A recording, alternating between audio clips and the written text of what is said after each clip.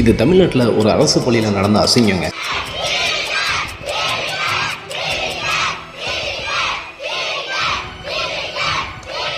இது எந்த கட்சி செஞ்சாங்க, அவங்க ஏன் அப்படி செஞ்சாங்க அப்படின்ற கேள்விகள்லாம் கடந்து நம்ம ஒரு விஷயம் யோசிக்கணுங்க. இந்த மாதிரி விஷயங்கள் ஏன் அரசு பள்ளிகளே அடிக்கடி நடக்குது, ஏன் தனியார் பள்ளிகள் நடக்க மாட்டேங்குது? உதாரணத்துக்கு 5ஆம் 6ஆப்புக்கு ஒரு 80,000 90,000 கொடுத்து படிக்க வைக்கிறதுக்கு ஒரு சில பிரைவேட் ஸ்கூல்ஸ் இருக்கு. அந்த ஸ்கூல்ல போய் இந்த மாதிரி கட்சி பேரை சொல்லி கத்த வேண்டியதானே? கத்த முடியாது. பேரண்ட்ஸ் வந்து என்ன பண்ணுவாங்க, கழுத்து பிடிச்சு கேட்பானுங்க நம்ம பேரண்ட்ஸ். நீங்க கேட்கறப்பெல்லாம் 1000 காசு கொடுக்குறோம், எங்க பிள்ளைங்களுக்கு நல்ல பழக்கத்தையும் நல்ல ஒழுக்கத்தையும் நல்ல அறிவினையும் தருவீங்கன்னு பார்த்தா இந்த மாதிரி கட்சி பேரை சொல்லி கத்த விடுறீங்களேம்பாங்க பிரைவேட் ஸ்கூல்ல. ஆனா கவர்மெண்ட் ஸ்கூல்ல ஏன் நடக்குது? ஏன்னா யாரு கேட்பா? அதான பிரச்சனை. ஸ்கூல்ல சின்ன பசங்க மனசுல தேசபக்தியை வளர்க்கலாங்க, தப்பு இல்ல. கட்சி பேரை அங்க வளர்க்கறது இதெல்லாம் பார்க்கும்போது ரொம்ப கஷ்டமா இருக்கு. அரசு பள்ளிக்கு வரவங்க எல்லாம் ஏதோ பிறந்துட்டோம் படிக்கணும் அப்படின்றதுக்காக எல்லாம் வரது இல்லைங்க. எல்லா கஷ்டத்தையும் தாண்டி எப்படியாவது வாழ்க்கையில முன்னேறதுக்கு கல்வின்ற விஷயத்த தன்னோட கடைசி நம்பிக்கையை வச்சு வர்றவங்க அவங்ககிட்ட போய் கட்சி போய் வளர்க்கறது தப்பு இல்லையாங்க. அரசு பள்ளிகள்ல இந்த மாதிரி விஷயங்கள் செய்யக்கூடாது அப்படின்னு நம்ம தமிழ்நாடு பள்ளி கல்வித்துறை அமைச்சர் திரு ராஜ்மோகன் அவர்கள் எவ்வளவோ எடுத்து சொல்லியும் இந்த மாதிரி திரும்ப திரும்ப நடக்கிறது ரொம்ப கஷ்டமா தான் இருக்கு. இதை பார்க்கும்போது உங்களுக்கு என்ன தோணுதுன்றத கமெண்ட்ல சொல்லுங்க. பாய்.